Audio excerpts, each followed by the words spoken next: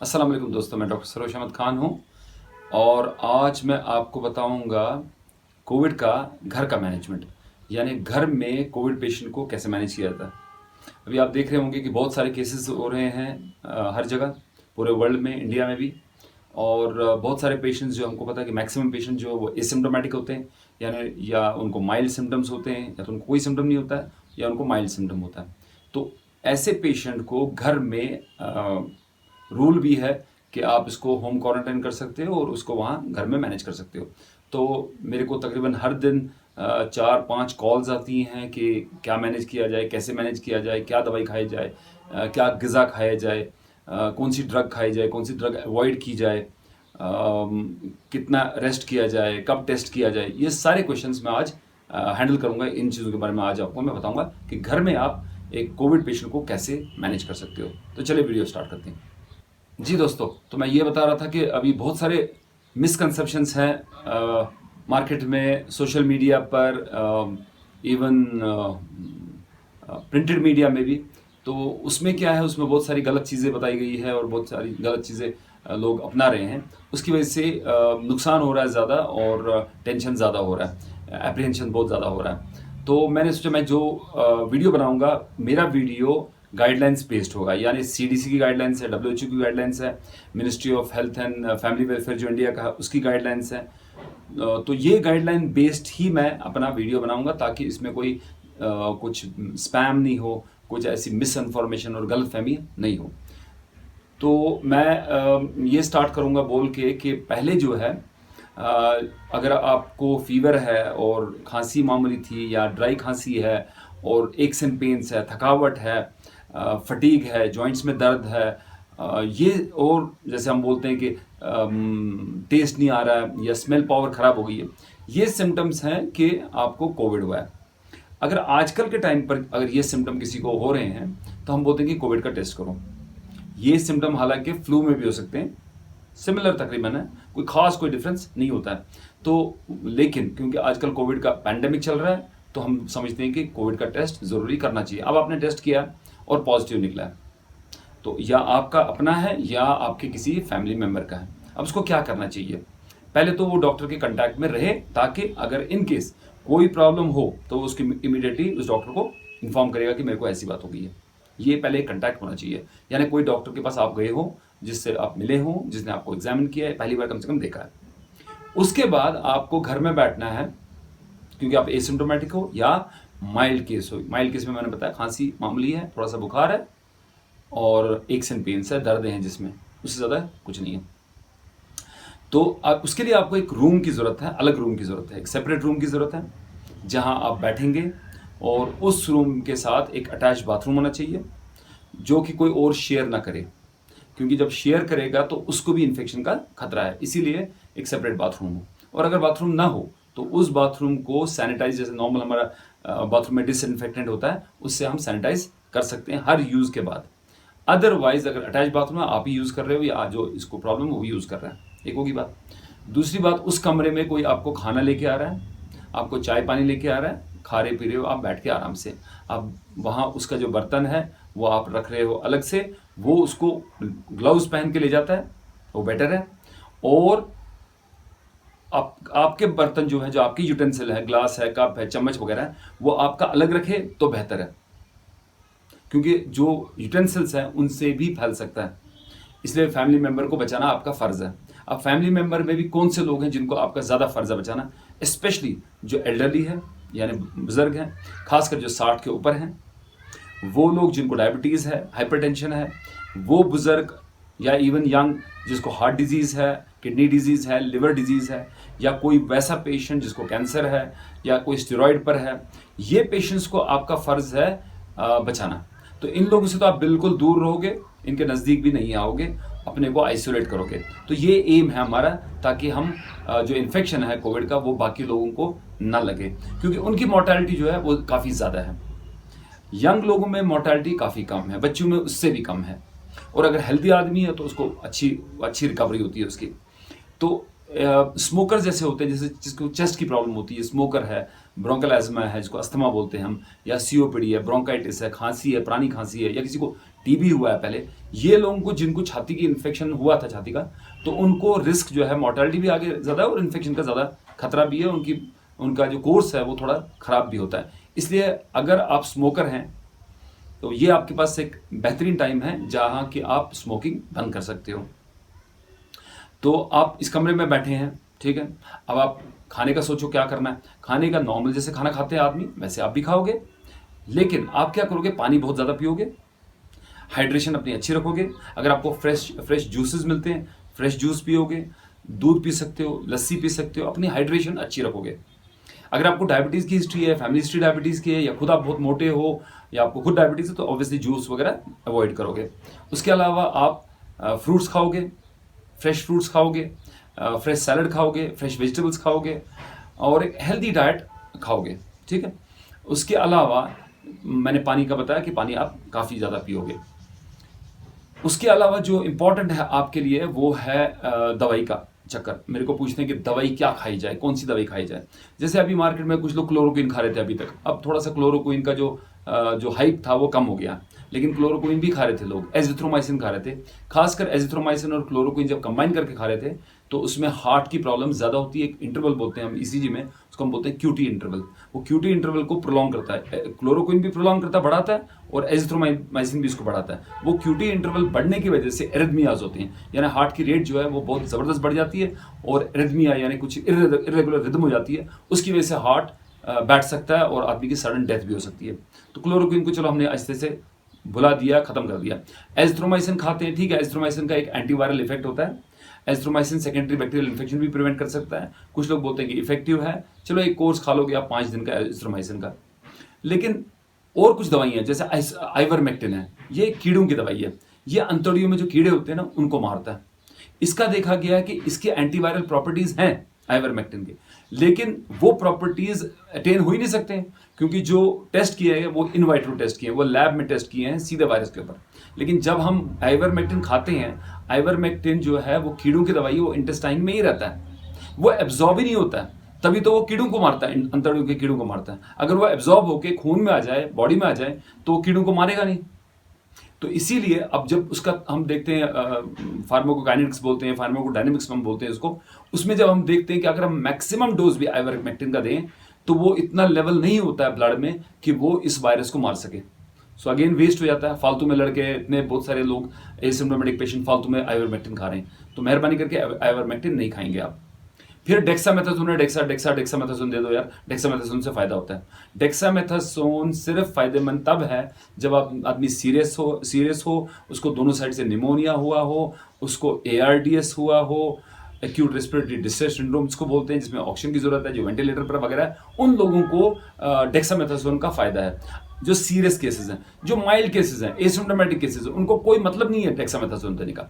In fact dexamethasone देखा गया है कि वो शुगर के लेवल बढ़ा सकता है, ब्लड प्रेशर बढ़ा सकता है, और जो वायरस है बॉडी में, मुंह में, उसका जो स्टे है मुंह में, गले में, वो प्रोलॉन्ग करता है, यानी ज्यादा देर तक वायरस मुंह में रहता है उन लोगों को, एज कम्पेयर टू उन लोगों को जो डेक्सामेथासोन नहीं लेते।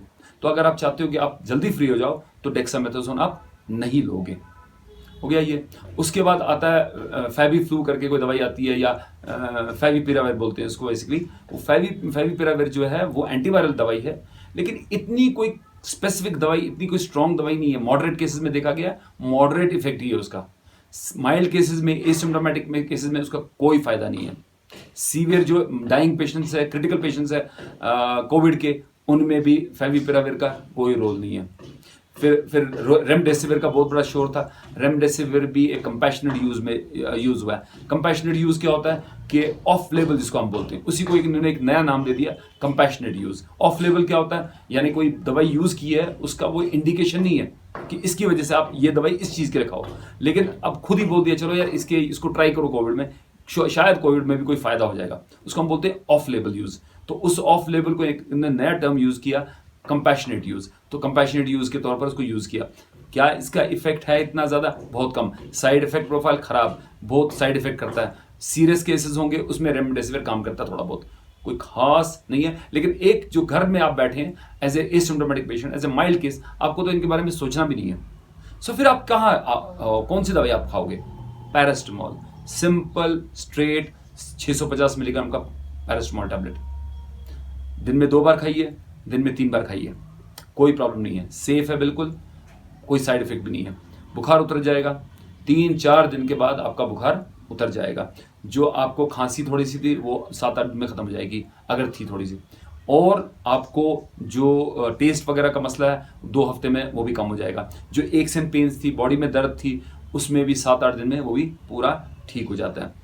लेकिन मॉनिटर कैसे करोगे? अब मॉनिटर का चक्कर है, आप आदमी को मॉनिटर कैसे करेंगे? कोई ऐसा पेशेंट तो नहीं है कोई डिटोरेट हो जाएगा। सो 2 चीज़ें आप मॉनिटर के लिए यूज़ करोगे। एक आप यूज़ करोगे एक थर्मोमीटर। थर्मोमीटर से आप टेम्परेचर देखोगे, 4-4 घंटे के बाद थर्मोमीटर से टेम्परेचर देखोगे। टेम्परेचर देखा, एक छोटी सी डायरी रखी, उस पर रिकॉर्ड कर दिया। नॉर्मल टेम्परेचर, अगर हाई टेम्परेचर है 99, 99.5, 100 है, कोई बात नहीं है। ज़्यादा 100 के ऊपर है, आप कोल्ड स्पॉन्जिंग भी कर सकते हो या पैरासिटामोल खा सकते हो गया ये रहेगा, जैसे मैंने बोला 2-4 दिन रहेगा, उतर जाएगा उसके बाद कोई मसला नहीं है। अगर ये 5-7 दिन के बाद भी बुखार रहा और हाई ग्रेड फीवर हो गया, 102, 103, 104 हो रहा है और उतर नहीं रहा है, तब जाके कोई रिस्क है कि भाई यार ये इन्फेक्शन तो नहीं बढ़ गया है। दूसरी चीज़ जिससे आप मॉनिटर करोगे वो है आपका, जिसको हम बोलते हैं पल्स ऑक्सीमीटर। पल्स ऑक्सीमीटर जो है वो आपका ऑक्सीजन दिखाएगा और आपकी पल्स दिखाएगा। ऑक्सीजन आपके लिए सबसे इंपॉर्टेंट है इस कोविड में। तो मैं आपको ये पहले पल्स ऑक्सीमीटर दिखाता हूँ। ये पल्स ऑक्सीमीटर है, छोटी सी मशीन है, कोई ऐसी बड़ी चीज़ नहीं है। तकरीबन 1000, 1500, 1500 रुपये का आ जाता है। मैक्सिमम जो है ये चाइना में बनते हैं, अभी इंडिया भी बना रहा है।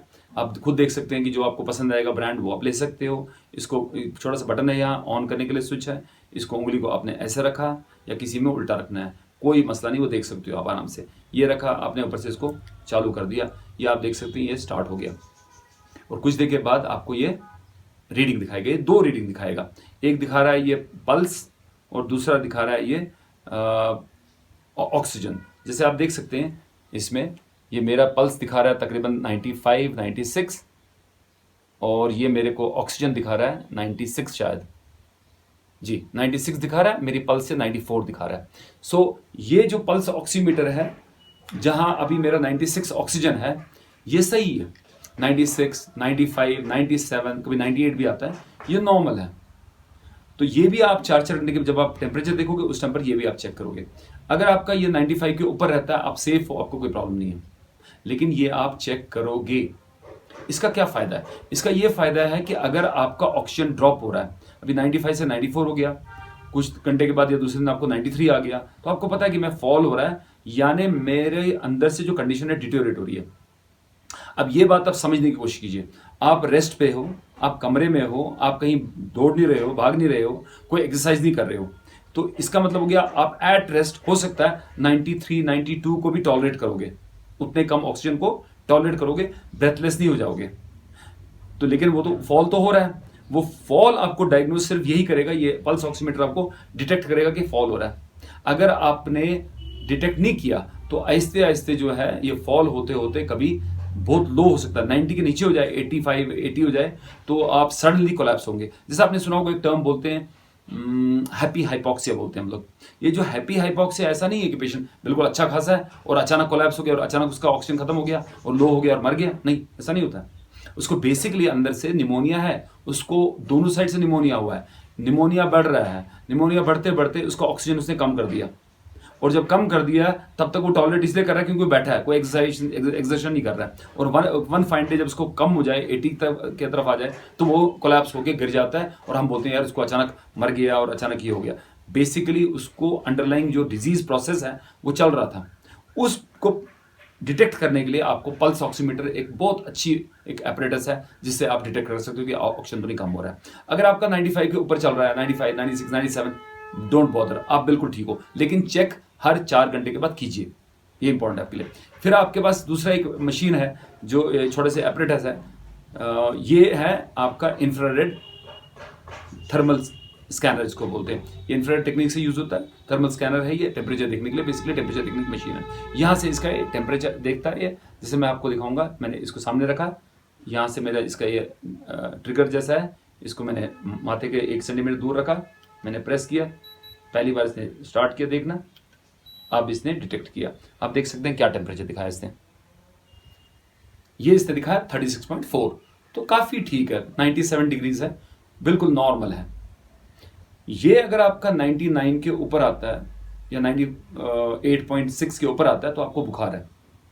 तो ये आप 4-4 घंटे के बाद यूज़ कर सकते हो। इसका एडवांटेज है, ये आप दूसरों को भी घर में यूज़ कर सकते हो दूर से ही। जो थर्मोमीटर नॉर्मल होता है, मुंह में रखना है, फिर मुंह से दूसरे को करना है, कितना वॉश किया, नहीं साफ किया, गंदा हो गया, अब एक का इन्फेक्शन दूसरे को लग गया, दूसरे का तीसरे को लग गया, उससे आप बचते हो स्कैनर से। सीधा किया प्रेस और सीधा दिखाएगा ये। और एट ए टाइम आप बहुत लोगों को भी देख सकते हो, और दूर से ही देखना है, टच भी नहीं करना है किसी को, नो टच टेक्निक से हो रहा है। सो ये आपको तकरीबन बाजार में, ये चाइनीज प्रोडक्ट होते हैं, ये आपको बाजार में जो डब्बा आता है, इसका पैकेट आता है, उस पर लिखा होगा 8,000 रुपीज़, 8,500 रुपीज़। आप बार्गेन करेंगे वो अराउंड 4,000 रुपीज़ आपको दे देगा। सो ये दो चीज़ें आपके लिए इंपॉर्टेंट है, इन दो चीज़ों से आप अपने को मॉनिटर करोगे। ड्रग्स के बारे में बताया, मॉनिटरिंग के बारे में आपको मैंने बताया, फूड के बारे में मैंने आपको बताया, पानी के बारे में आपको मैंने बताया, और 2-3 चीज़ें मैं और इम्पॉर्टेंट है जो मैं बताना चाहता हूँ। और दोस्तों, जब आप मैनेज करोगे, मॉनिटर करोगे अपने आप को, या जो कोई पेशेंट होगा आपका उसको घर में, तो उस टाइम पर आप कुछ टेस्ट कर सकते हैं। जैसे आपने कोविड का टेस्ट किया और पॉजिटिव आया था, वो एक उस टाइम पर आप, आजकल होम सर्विस भी होती है, लैब वाले घर में आके भी सैंपल लेते हैं। एक सीबीसी कर सकते हो, एक केएफटी कर सकते हो, किडनी फंक्शन टेस्ट, अगर पॉसिबल हो एक ईसीजी कर सकते हो बेस लाइन, खासकर अगर कोई एल्डरली पेशेंट है जो होम क्वारंटाइन पे है या होम आइसोलेशन पे है, अगर 40 के ज़्यादा है उसकी एज, या हाइपरटेंसिव वगैरह है, एक ईसीजी ज़रूरी कर रही है, बेसलाइन ईसीजी। और एज ए रूटीन मेरे हिसाब से हर इंसान को एक एक्सरे चेस्ट करना चाहिए। अगर एक्सरे चेस्ट में कुछ शेडोज़ हैं, दोनों साइड से शेडोज़ हैं, फिर इवन दो आपको सिम्टम्स कम हैं, आप माइल्ड केस नहीं, आप मॉडरेट केस में आ जाते हो, फिर आपको उस सूरत में हॉस्पिटल में एडमिशन करने की ज़रूरत पड़ती है। इसीलिए एक्सरे चेस्ट बेसलाइन करना बहुत ज़रूरी है। और कुछ लोगों को तो सीटी करना पड़ता है, सीटी से डिटेक्ट होता है कि इनको दोनों साइड से लंग इन्वॉल्वमेंट हुआ है। वो तो आगे की बात है, वो तो सीरियस केस है या मॉडरेट केस है जिनको एडमिशन की ज़रूरत है। हम बात कर रहे हैं सिर्फ इस वक्त वो पेशेंट्स की, वो माइल्ड हैं या एसिम्प्टोमेटिक है, जिनको हम घर में मैनेज कर रहे हैं। लेकिन उसके लिए भी मैंने बताया, एक सीबीसी, एक केएफटी, एक ईसीजी बेसलाइन और एक एक्सरे चेस्ट बेसलाइन। ये करके जो आपका अपना डॉक्टर है, उसके कंटैक्ट में जो आप हो, उनके साथ ये शेयर कर सकते हो, ताकि वो आपको गाइड कर सकता है इसके बारे में। और मैं अब आपको ये बात पॉइंट बताना चाहता हूँ कि एक जो कोविड पेशेंट होता है उसको एक लोनलीनेस फील होती है बेचारे को। वो सोचता है मैं अकेला रह गया, मेरे से कोई बात नहीं कर रहा है, मैं कट ऑफ हो गया, एक ऊपर वाले कमरे में, ऊपर वाले फ्लोर में कमरे में बैठ गया मैं अलग से, कोई हॉल में बैठ गया बेचारा अलग से। तो एक दुखी, एक लोनलीनेस फील होता है उसको। उसके लिए ये तरीका है कि आप क्या कीजिए, आप अपने जो नेट है, मोबाइल है, उसमें नेट लगाइए। नेट के साथ आप अपने को जो फैमिली है उनके साथ कांटेक्ट में रहिए, एक वीडियो कॉलिंग कीजिए, एक नेट हमेशा चालू रखिए, इंटरनेट और वीडियो कॉलिंग चालू रखिए।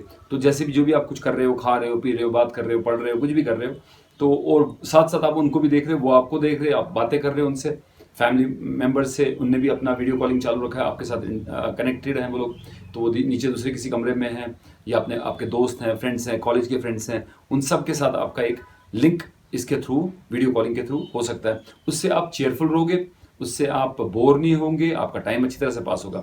उसके अलावा मैं चाहता हूँ आप फिजिकली भी एक्टिव रहें, कि आप घर से नीचे उतरें और बाहर निकलें। अगर आपके पास एक कंपाउंड है, एक आंगन है, उसमें आप चलिए, तकरीबन दिन में 3 बार चलिए, 10 मिनट सुबह, 10 मिनट दोपहर को, 10 मिनट शाम को चलिए। वो हेल्दी है आपके लिए, उससे आप अच्छा फील करोगे, फिजिकली भी फिट फील करोगे, और एक फ्रेश हवा में भी आओगे, वो भी आपके लिए अच्छा है। प्लस अगर धूप है तो आप आंगन में एक कुर्सी लेकर बैठिए, तकरीबन घंटा भर धूप भी दीजिए, तो धूप से जो है वायरस मर जाता है और आपको विटामिन डी भी मिलेगा।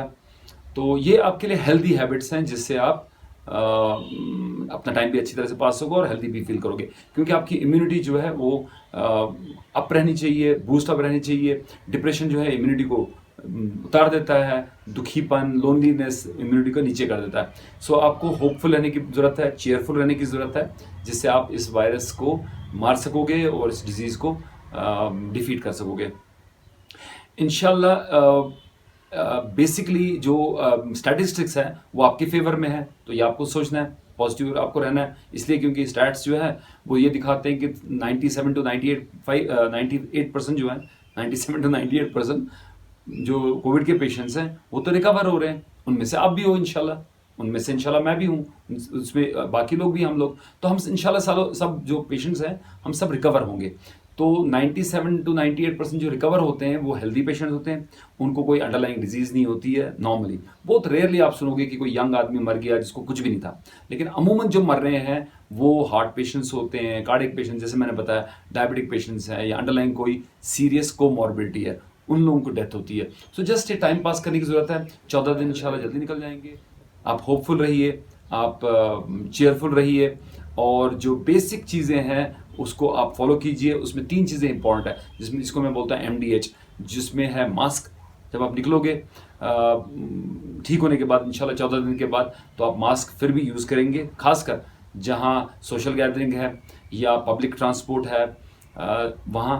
दूसरा, आप जो है डिस्टेंसिंग, सोशल डिस्टेंसिंग मेंटेन करेंगे, यानी जब आप किसी से मिलेंगे तो दूर से मिलेंगे, दूर से बात करेंगे। तो कोशिश करेंगे कि चाहे डिजीज़ हुई है चाहे डिजीज़ नहीं हुई है, तो हम लोग एक सोशल डिस्टेंसिंग आगे भी मेंटेन करेंगे। 6 फीट के आगे से दूर से बात करें तो सेफ़ है। 15 मिनट से कम टाइम से बात करें किसी से तो वो सेफ़ है। अगर आपने 15 मिनट से ज़्यादा बात किसी से की और वो पॉजिटिव है और जो डिस्टेंस थी वो 3 फीट से कम है, तो रिस्क जो है कोविड होने का ज़्यादा है।